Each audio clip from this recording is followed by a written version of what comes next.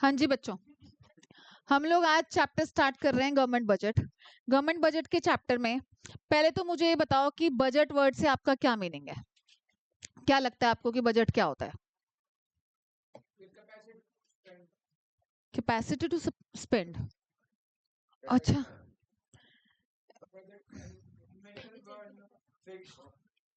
आपकी मम्मा भी घर में बजट बनाती हैं, तो क्या वो खर्चा कैपेसिटी टू स्पेंड अगर संचित बोल रहा है तो मतलब वो तो एक्चुअल कैपेसिटी की बात कर रहा है ना फिर तू। फिर हम्म हाँ हाँ, मैं तेरे लिए ना एक माइक और लगवा दिया करूंगी। तेरा व्यू पॉइंट सुन के ना सब खुश हो जाएंगे यूट्यूब वाले। बजट वर्ड का मतलब है, बजट क्या जेन्युइनली खर्चा और रिसिप्ट होने के बाद बनाया जाता है? पहले बनाया जाता है। पहले बनाया जाता है कि एस्टिमेटेड रिसिप्ट्स क्या होंगे और एस्टिमेटेड एक्सपेंडिचर्स क्या होंगे, कि हमें कहाँ कहाँ से पैसा मिलने की उम्मीद है और कहाँ कहाँ पर खर्चा होगा। तो ये आपकी मम्मा भी बनाती हैं, ठीक है, पर गवर्नमेंट भी बनाती है। गवर्नमेंट ऑब्वियसली बड़े लेवल पर बनाती है, मम्मा आपके घर घर के खर्चों को देखते हुए तो हाँ पापा भी बनाते होंगे, बिल्कुल बनाते होंगे पापा भी, ऐसे क्या बात है। ठीक है, तो बजट वर्ड का क्या मीनिंग है आपने यहाँ से सीधा लर्निंग स्टार्ट करनी है। Government budget is an annual statement, पूरे साल का ही बनेगा। ठीक है, showing item wise estimates of receipts, estimation होंगे, and expenditure during a fiscal year. Fiscal year is normally a financial year. The receipt and expenditure shown in the budget are not the actual figures, but the estimated values for coming fiscal year. Estimation होगा, budget कभी भी actual figures नहीं होती हैं। Bhavan, fiscal year is taken from 1st April to 31st March. ठीक है, financial year ही हमारा basically physical year होता है, कैलेंडर ईयर नहीं होता। ये सब कुछ आपने नहीं लर्न करना है। डायरेक्टली ऑब्जेक्टिव्स की बात पर जाने से पहले मैं आप लोगों को थोड़ा सा गवर्नमेंट बजट के रिगार्डिंग ये बताना चाहूंगी। देखो बच्चों, बजट में ऑब्वियसली हमने क्या बातें करनी है कि कहाँ कहाँ से तो रिसिप्ट होनी है और कहाँ कहाँ पर एक्सपेंडिचर होना है। ठीक है, अब अकाउंटेंसी कॉमर्स वाले बच्चे तो थोड़ा सा इस बात को और अच्छे से समझ जाते हैं। रिसिप्ट में गवर्नमेंट की कुछ रिसिप्ट होती हैं बच्चों, रेवेन्यू रिसिप्ट। रेवेन्यू रिसिप्ट मतलब रूटीन इन नेचर, जो हमेशा होती रहती हैं। ठीक है, कैपिटल रिसिप्ट जो कि once in a blue moon, साल में एक बार दो बार, 3-4 साल में एक बार दो बार। ठीक है, कैपिटल रिसिप्ट हो गई हमारी कभी कभी होने वाली। सेम विद एक्सपेंडिचर, एक्सपेंडिचर में कुछ खर्चे होते हैं रेवेन्यू एक्सपेंडिचर, रूटीन रोजमर्रा के खर्चे। ठीक है, और ऐसे ही कैपिटल एक्सपेंडिचर कभी कभी होने वाले खर्चे। रेवेन्यू रिसिप्ट में मैंने आपको बोला routine, routine and recurring in nature, reoccur होते रहते हैं। ठीक है बच्चों, ठीक है, ये रूटीन में नहीं है, इरेगुलर है, कभी कभी होंगे, हमेशा नहीं होंगे। Same with expenditure, routine in nature और एक्सपेंडिचर भी रूटीन इन नेचर नहीं, कभी कभी। अब ध्यान से सुनना, यहाँ पर रेवेन्यू रिसिप्ट को भी फर्दर दो पार्ट्स में डिवाइड किया जाता है। एक होती है बच्चों टैक्स रिसिप्ट, गवर्नमेंट को तो टैक्स से रूटीन में ही मिलता रहता है ना बच्चों। ठीक है, और बाकी होती है हमारी non tax receipts. Okay, tax को भी फर्दर दो पार्ट्स में डिवाइड कर दिया, डायरेक्ट टैक्स, इनडायरेक्ट टैक्स।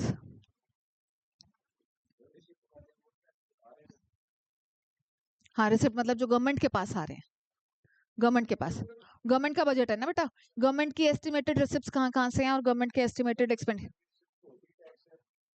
नहीं, नॉन टैक्स रिसिप्ट्स भी होती हैं।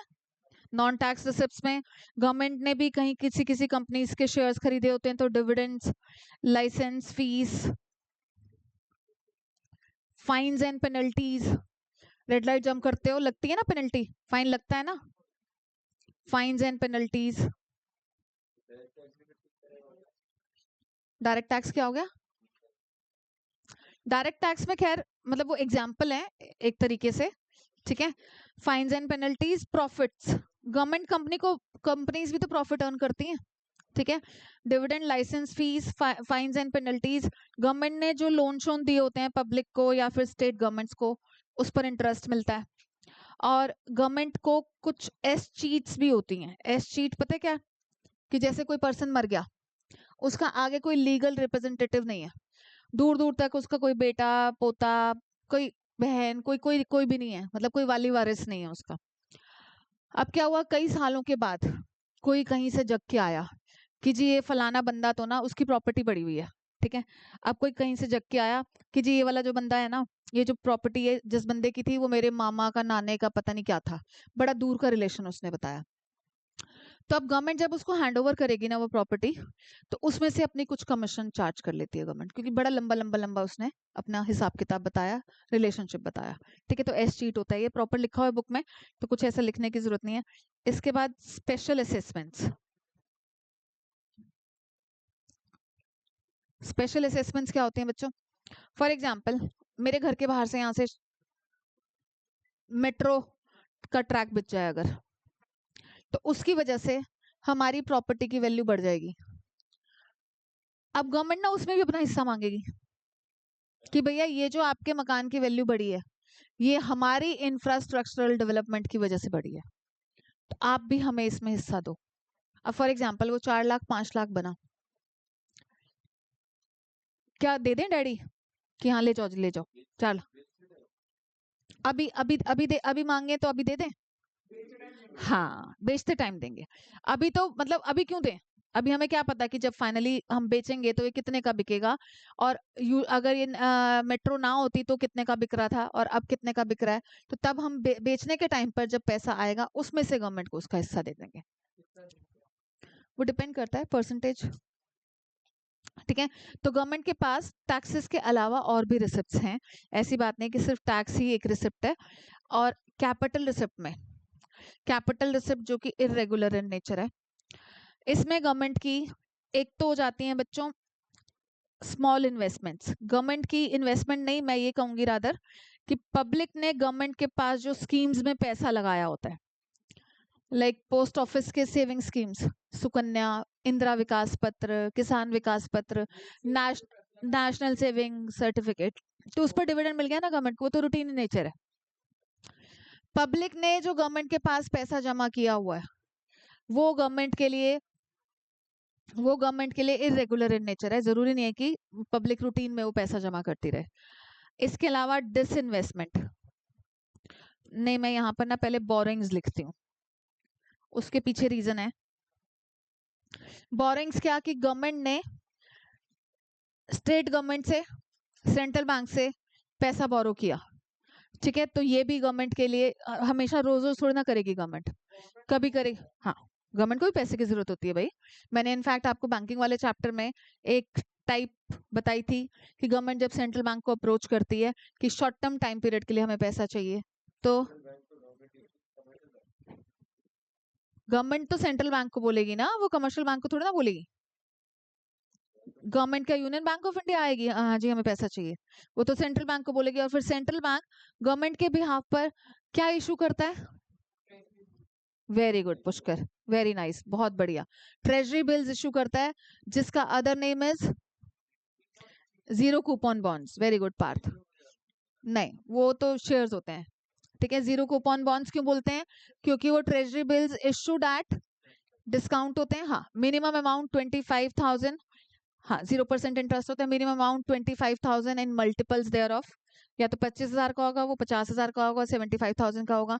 जीरो कूपन क्यों बोलते हैं? क्योंकि ये इसमें कोई इंटरेस्ट नहीं है, और दूसरा ये इशूड एट डिस्काउंट होते हैं एंड रिडीमेबल एट पार होते हैं, इसलिए इनको जीरो कूपन बॉन्ड्स बोला जाता है, ठीक है।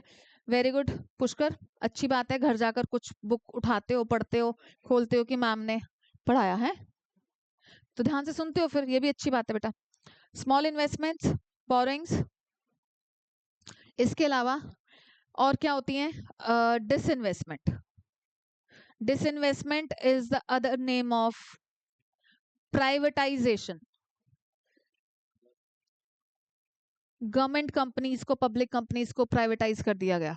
जैसे आप देख रहे हो, पहले दिल्ली में इलेक्ट्रिसिटी कुछ थोड़ा बहुत पोर्शन गवर्नमेंट ने रख लिया था, बाकी उन्होंने प्राइवेट हैंड्स में बेच दिया था। तो तब आप देखते थे आपके घर में बिल आता था एनडीपीएल का, नॉर्थ दिल्ली पावर लिमिटेड। अब क्या हुआ, कंप्लीटली बेच दिया। पहले डेसू होता था, पता है? अभी तुम लोगों को तो बीएच वालों को तो पता भी होगा, जो बीएच में रहते हैं, कि डेसू कॉलोनी बोलते हैं, डेसू कॉलोनी, वहां डेसू का ऑफिस है, डेसू का ऑफिस है। तो पहले डेसू होता था, फिर वो डेसू से एनडीपीएल हो गया। डेसू वाज कंप्लीटली गवर्नमेंट का ओनरशिप था। अब जब कुछ परसेंटेज गवर्नमेंट ने बेच दिया तो तब बन गया था वो नॉर्थ दिल्ली पावर लिमिटेड, ठीक है, क्योंकि गवर्नमेंट का स्टेक भी था और प्राइवेट वालों का भी था। अब कंप्लीटली गवर्नमेंट ने टाटा को बेच दिया, इसलिए हमारे घर में बिल टीपीडीडीएल के आते हैं, Tata power Delhi distribution limited, ठीक है। और ऐसे ही आप बीच में दिल्ली जल बोर्ड, उसको भी प्राइवेटाइज किए जाने के बाद, तो गवर्नमेंट जब अपनी ओनरशिप, अपनी कंपनीज के कुछ कुछ शेयर प्राइवेट को बेच देती है, तो दैट इज कॉल्ड डिसइन्वेस्टमेंट और प्राइवेटाइजेशन, ठीक है। और एक और हमारा है, इसमें 4 ही है basically. Recovery of loans, government ने जो लोन दे रखे थे पिछले साल, पिछले से पिछले साल, 3 साल पहले, 10 साल पहले, उसको रिकवर कर ले। गवर्नमेंट भी बेटा देती है, गवर्नमेंट भी स्टेट गवर्नमेंट्स को लोन देती है डायरेक्ट, थ्रू आरबीआई देती है, क्योंकि ऑब्वियसली आरबीआई वो है, उसका एजेंट है, हैंडलिंग सारी आरबीआई करेगा, पर लोन वो पैसा गवर्नमेंट का होगा।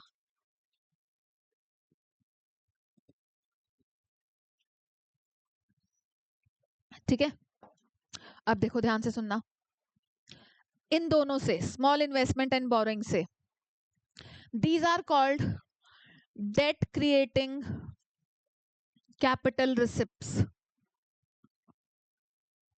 ठीक बोल रही हूं मैं ये बात?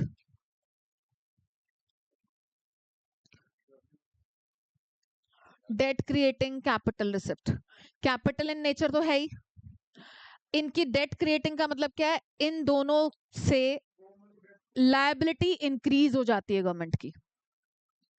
एसेट पर कोई इंपैक्ट नहीं है, पर लायबिलिटी इंक्रीज हो जाती है। पब्लिक ने पैसा जमा किया हुआ है गवर्नमेंट के पास, तो गवर्नमेंट को वो रिफंड करना पड़ेगा ना, ठीक है ना, इसलिए गवर्नमेंट की लायबिलिटी बन गई। गवर्नमेंट ने बोरो किया तो तब भी तो लायबिलिटी बढ़ गई, ठीक है। तो इसमें भी लायबिलिटी बढ़ जाती है, इसमें भी लायबिलिटी बढ़ जाती है। गवर्नमेंट ने अगर अपनी कंपनी का एक पोर्शन, एक पार्ट बेच दिया प्राइवेट हैंड्स को, तो क्या इसमें लायबिलिटी बढ़ी? इसमें एसेट रिड्यूस हुई रादर, तो इसमें कोई डेट तो क्रिएट नहीं हुआ, ठीक है। ऐसे ही गवर्नमेंट ने जो पहले से लोन दे रखे थे, तो उन्होंने एसेट में दिखा रखे होंगे, अब वो एसेट रिड्यूस हो गई। तो ये दोनों हमारी, ये थी हमारी डेट क्रिएटिंग, ये दोनों हमारी नॉन डेट क्रिएटिंग।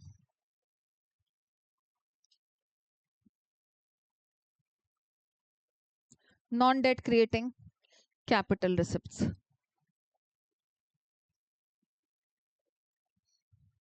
ठीक है बच्चों, क्लियर है? ये चलेगा। अब इसके बाद रेवेन्यू एक्सपेंडिचर की बात क्या है?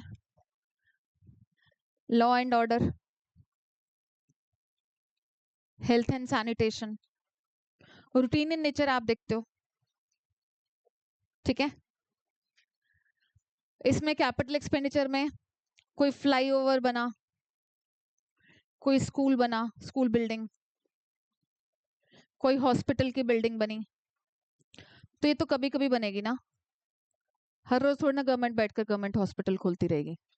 अब इन्हीं स्कूल, इन्हीं हॉस्पिटल में जो हायर्ड स्टाफ है, उनकी सैलरीज, उनकी पेंशन, ऑल्दो पेंशन बंद हो गई है, ठीक है, पर जो पुराने वालों की चल रही है, जो रूटीन, हाँ 2001 से गवर्नमेंट जॉब्स में भी पेंशन बंद है, कोई पेंशन नहीं मिलती। 2001 से बंद हो चुकी है, नहीं मिलती। 2001 से पहले वालों को मिलती है। 2001 वाला लास्ट बैच था, जिन मतलब जॉब्स थी जिनको पेंशन मिलेगी। नहीं, नॉर्मल जैसे प्राइवेट वालों का होता है, आप जब तक काम करोगे आपको सैलरी मिलेगी। बेटा पीपीएफ तो वो आपका डिपॉजिट है ना, वो तो आप खुद डिपॉजिट कराओ, रेट ऑफ इंटरेस्ट सबसे ज्यादा है। वो पीएफ होता है, वो तो उसी की सैलरी से कट रहा है ना।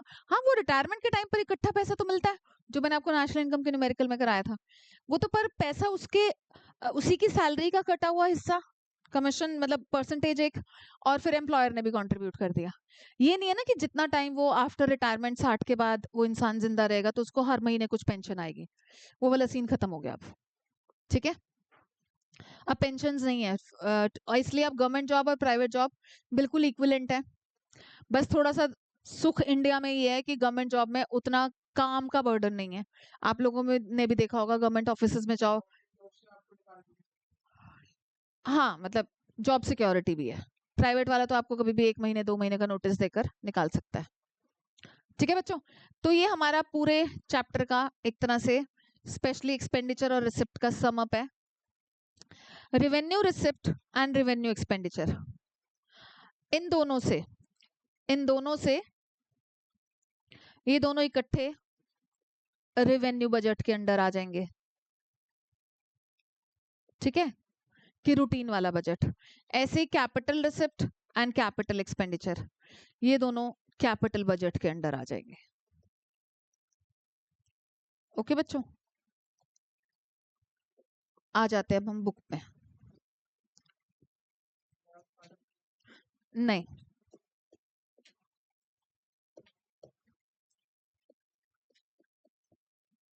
देखो बजट रिसिप्ट्स, इसमें मैंने आपको बताया revenue receipts routine in nature. ठीक है, कैपिटल रिसिप्ट कभी कभी होने वाली। Budget receipt refers to the estimated money receipts of the government from all the sources during a fiscal year. इसको फर्दर इन्होंने रेवेन्यू एंड कैपिटल में डिवाइड कर दिया। रेवेन्यू में फिर से वही direct taxes, tax revenue and non tax revenue में इन्होंने भी कुछ एग्जांपल्स लिख दिए, ऑल्दो आगे जाकर काफी सारे एग्जांपल्स दिए गए हैं। और इधर कैपिटल रिसिप्ट में बोरोइंग्स नहीं, अच्छा यहाँ पे भी इन्होंने फर्दर कंटिन्यू कर रखा है। S cheat, gifts and grants मिलते रहते हैं गवर्नमेंट को। 4 फीचर्स, 4 फीचर होता है जब्त करना। कई बार क्या है, कोई कॉन्ट्रैक्ट हुआ गवर्नमेंट के साथ, हमने एडवांस दे दिया और हम स्टेप बैक कर गए थोड़े टाइम बाद, ड्यू टू XYZ रीजन हम स्टेप बैक कर गए, हम उस कॉन्ट्रैक्ट के रिगार्डिंग गवर्नमेंट के साथ कंटिन्यू नहीं करना चाहते, तो जो हमारा एडवांस पेड होगा ना बच्चों, वो रिटर्न नहीं मिलेगा, वो जब्त कर लिया जाएगा, फोरफीट कर लिया जाएगा। स्पेशल असेसमेंट मैंने आपको बताया ही है कि अगर हमारे घर के बाहर से मेट्रो की लाइन बिछ गई, उसकी वजह से हमारी प्रॉपर्टी की वैल्यू बढ़ गई, तो डेफिनेटली गवर्नमेंट हमसे स्पेशल असेसमेंट के नाम का भी चार्ज कर लेगी। Revenue receipt refer to those receipts which neither create any liability, और ना किसी एसेट में रिडक्शन है। भाई टैक्स मिल रहा है, कोई गवर्नमेंट हमें डायरेक्ट कोई कमिटमेंट थोड़ी ना दे रही है कि शिखा से कलेक्टेड टैक्स यहाँ पर ही खर्च होगा, कॉमन बेनिफिट में खर्च होगा, मेरे को डायरेक्ट कुछ कमिटमेंट नहीं दी है गवर्नमेंट ने एज सच। ठीक है, इनडायरेक्ट टैक्सेस में भी गवर्नमेंट आपको कोई कमिटमेंट नहीं देती। ऐसे ही गवर्नमेंट को जो नॉन टैक्स रेवेन्यू रिसिप्ट हो भी रही है, इसमें गवर्नमेंट हमें थोड़ा ना अपना हिसाब किताब देती रहेगी। ठीक है, तो ना तो इससे कोई लायबिलिटी क्रिएट होती, ना कोई एसेट रिड्यूस होती। दक्ष, ठीक है, they are regular and recurring in nature and government receives them in its normal course of activities. ठीक है, actually normal course of activities में गवर्नमेंट इनको रिसीव करेगी। अब ऊपर जो लिखा था ना कि ना तो इससे कोई लायबिलिटी क्रिएट होती और ना ही इससे कोई एसेट रिड्यूस होती, उन्हीं के 2 पॉइंट बना दिए बच्चों उन्होंने यहाँ पर। ठीक है, कि इन रिसिप्ट से कोई लायबिलिटी नहीं क्रिएट होगी गवर्नमेंट के लिए, ना इन रिसिप्ट से कोई एसेट डिक्रीज होगी। ठीक है, सो इसके रिगार्डिंग क्या बोल रहे हैं, फॉर एग्जाम्पल गवर्नमेंट जो टैक्सेस लगाती है, these are revenue receipt as they do not create any liability. Government ने क्योंकि हमको कहीं कुछ बताया नहीं ना कि भाई आपका टैक्स कहाँ पर खर्च होगा या क्या बात, गवर्नमेंट नहीं बताएगी। However any amount borrowed by the government, मतलब पहले रेवेन्यू रिसिप्ट का एक एग्जांपल दे दिया कि टैक्सेस, फिर बता रहे हैं कि अगर गवर्नमेंट बोरिंग्स कर ले तो वो रेवेन्यू नहीं होगा, क्योंकि उससे तो गवर्नमेंट की लायबिलिटी इंक्रीज हो जाएगी ना। तो एक कैपिटल रिसिप्ट का साथ में एग्जाम्पल ऐड कर दिया इन्होंने कि अगर गवर्नमेंट बोरो करे तो बोरो के टाइम पर गवर्नमेंट डेफिनेटली क्या करेगी, लायबिलिटी इंक्रीज कर लेगी अपनी। ओके, क्योंकि वो रिटर्न करना पड़ेगा। इसके बाद इस रिसिप्ट से ना तो कोई एसेट रिड्यूस होती, फॉर एग्जाम्पल गवर्नमेंट ने अगर अपनी पब्लिक एंटरप्राइज के कोई शेयर्स बेच दिए, मतलब वही आपका डिसइन्वेस्टमेंट और यू कैन से प्राइवेटाइजेशन।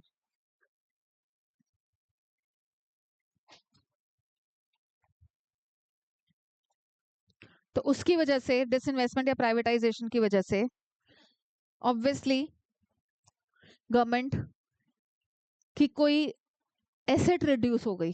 तो अभी तो क्या बोला था हमने कि रेवेन्यू में गवर्नमेंट की कोई एसेट रिड्यूस नहीं होती, तो उन्होंने कैपिटल रिसिप्ट का एक एग्जांपल देकर यहाँ पर प्रूव कर दिया कि ये जो गवर्नमेंट ने डिसइन्वेस्टमेंट किया है ना, this would not be considered as a revenue receipt as it leads to a reduction in the asset of the government. ठीक है, ओके। इसके बाद टू सोर्सेज बता दिए, tax revenue, non tax revenue. Tax revenue refers to the sum total of receipt from taxes and other duties imposed by the government. Other duties में excise duty, custom duty, ये सब। Tax obviously compulsory payment है made by the people and companies to the government without reference to any direct benefit in return. Genuinely आप लोगों को भी पता है गवर्नमेंट हमें कहीं कोई कमिटमेंट नहीं देती कि इस आपके पेड इस टैक्स का हम आपको डायरेक्ट कोई बेनिफिट देंगे, कॉमन बेनिफिट में यूज होगा। टू एस्पेक्ट है टैक्सेस के, कंपल्सरी पेमेंट है, कोई मना नहीं कर सकता पे करने को। मतलब आप ये थोड़ा बोल सकते हो कि भैया हम तो रेस्टोरेंट में फूड खाएंगे पर हम जीएसटी नहीं देंगे। क्यों नहीं दोगे, देना पड़ेगा। ठीक है, और लोगों में कॉमन बेनिफिट में यूज होता है। और टैक्स पेयर ये ना एक्सपेक्ट भी नहीं कर सकता कि गवर्नमेंट उसके डायरेक्ट उसके बेनिफिट में, एक्चुअली हमें ऐसी एक्सपेक्टेशन रखनी भी नहीं चाहिए कि गवर्नमेंट डायरेक्ट हमारे बेनिफिट के लिए कहीं इस पैसे को यूज करेगी। ठीक है, टैक्स भी अगेन दो टाइप के, इसमें ना स्पेशली ये दो टाइप के जो टैक्सेस हैं इसके रिगार्डिंग इम्पैक्ट एंड इंसिडेंट्स, ये वर्ड आपकी एक्सप्लेनेशन में जरूर आना चाहिए। ठीक है, इम्पैक्ट एंड इंसिडेंट्स का मतलब क्या है कि जो लायबिलिटी टू पे द टैक्स है, लायबिलिटी टू पे मतलब उसका इम्पैक्ट किसके ऊपर पड़ा और एक्चुअल बर्डन किसके ऊपर पड़ा। जैसे हम जीएसटी पे करते हैं, जीएसटी का इंसिडेंस किसके ऊपर है, अगर मैं जाके रेस्टोरेंट में फूड खा के आ गई तो इंसिडेंस किसके ऊपर आया, एक्चुअल बर्डन किसने झेला। ठीक है ना, एक्चुअल बर्डन शिखा ने झेला। और ये हुआ इंसिडेंस, इम्पैक्ट किस पर आएगा, रेस्टोरेंट ओनर को, क्योंकि ऑब्वियसली वो पे करेगा, उसको मैं दे आई हूँ पैसे। ठीक है, उसको मैं पैसे दे आई हूँ, वो पे कर देगा। ठीक है, तो इम्पैक्ट एंड इंसिडेंस इनडायरेक्ट जाता है ना, हमने पे किसी और को किया और आगे वो पे कर देगा गवर्नमेंट को, इसलिए मीडियोकर है बीच में, इस वजह से इसको इनडायरेक्ट टैक्स बोलते हैं। और डायरेक्ट टैक्सेस में impact and incidence lie on the same person. भाई हाउस टैक्स है, जिसके नाम पर मकान होगा वही देगा ना टैक्स।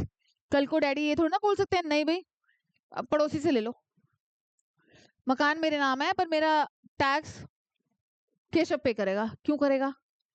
ठीक है, तो इसलिए direct taxes refer to the taxes that are imposed on property and income of the individuals and companies and their burden cannot be shifted to other persons. Actually हम डायरेक्ट टैक्सेस का burden दूसरे लोगों के ऊपर, दूसरी entity के ऊपर transfer कर ही नहीं सकते। ठीक है, इंडिविजुअल और कंपनीज के ऊपर लगता है। ठीक है, और उन्हीं को ही झेलना है जिनके ऊपर लगा है। तो लायबिलिटी टू पे मतलब impact and incidents lie on the same person इस केस में। और जीएसटी वीएसटी वाले ये वाले टैक्सेस हमारे कौन से हो जाते हैं, इनडायरेक्ट टैक्सेस, क्योंकि इनका impact and incidents lie on different person. ठीक है, they directly affect the income level and purchasing power of the people। क्योंकि ऑब्वियसली देखो अगर इनकम टैक्स की रेट बढ़ाकर गवर्नमेंट ने 30% की जगह 40% कर दी तो परचेजिंग पावर पर तो इम्पैक्ट आएगा ना, कम हो जाएगी हमारी परचेजिंग पावर। ठीक है, and help to change the level of aggregate demand in the economy. Aggregate demand वही कि अगर जब एक्सेस डिमांड चल रही है तब गवर्नमेंट क्या करेगी, इन टैक्सेस को कम कर बढ़ा देगी। ठीक है, और जब गवर्नमेंट को दिखेगा कि इस टाइम पर डेफिशिएंट डिमांड चल रही है तो उस टाइम पर गवर्नमेंट क्या करेगी, इन टैक्सेस को कम कर देगी। हाँ जी, ठीक है बच्चों, एग्जांपल्स हैं income tax, corporate tax, interest tax, wealth tax all दो अब बंद हो चुका है। ठीक है, डेथ ड्यूटी भी बंद, नई डेथ ड्यूटी है, कैपिटल गेन टैक्स है।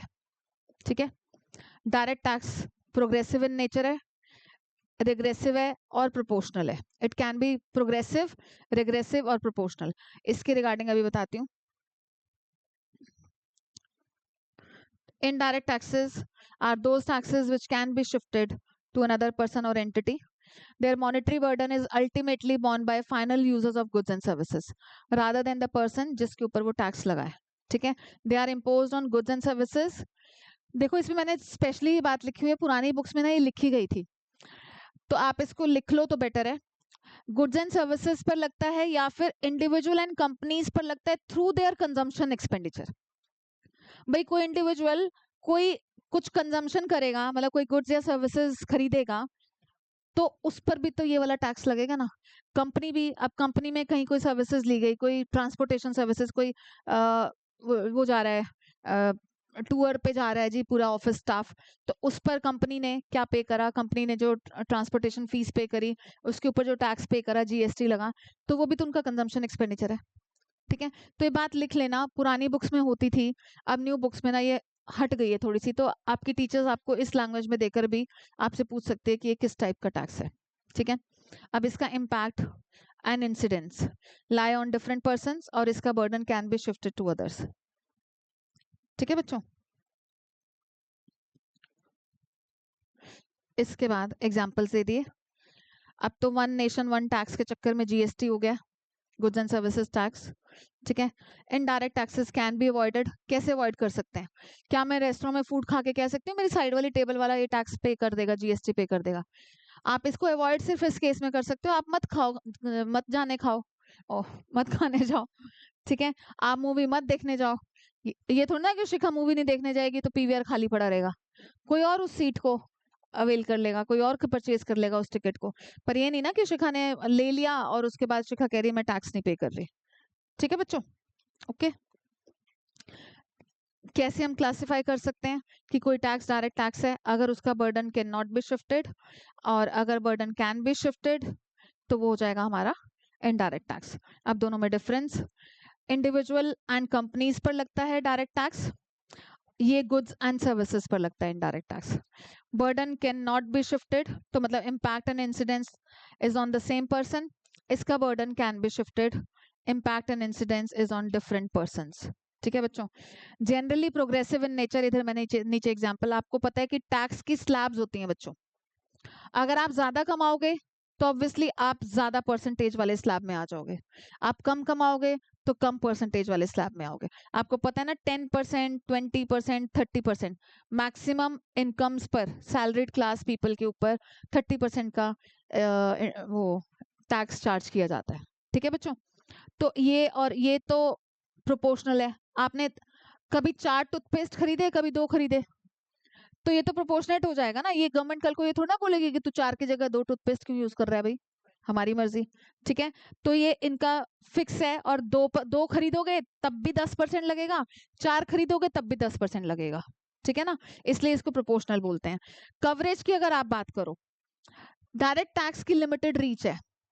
फल वाले, सब्जी वाले, बेगर्स डायरेक्ट टैक्स पे नहीं करते. इनकम टैक्स लगता है क्या बेगर्स के ऊपर? इसको जैसे मैंने एग्जांपल दिया था लास्ट ईयर कि इनडायरेक्ट टैक्स की तो वाइड कवरेज है.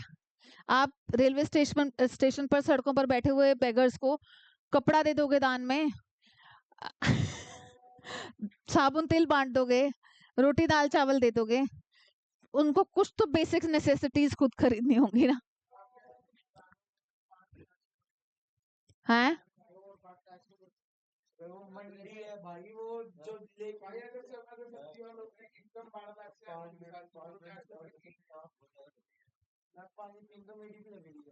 अच्छा, हमारा नहीं है ना बेटा, हमारा उस चीज में क्या ठेका है? कर लो.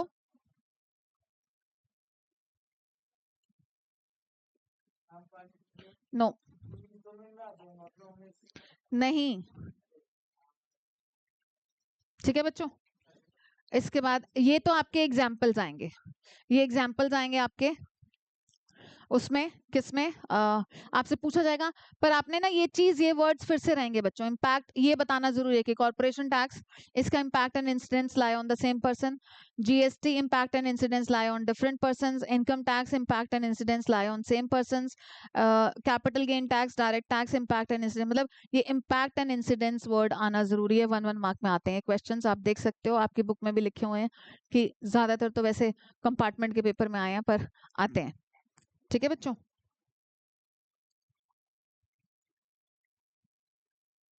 फाइन। चलो नेक्स्ट हम नेक्स्ट क्लास में करेंगे।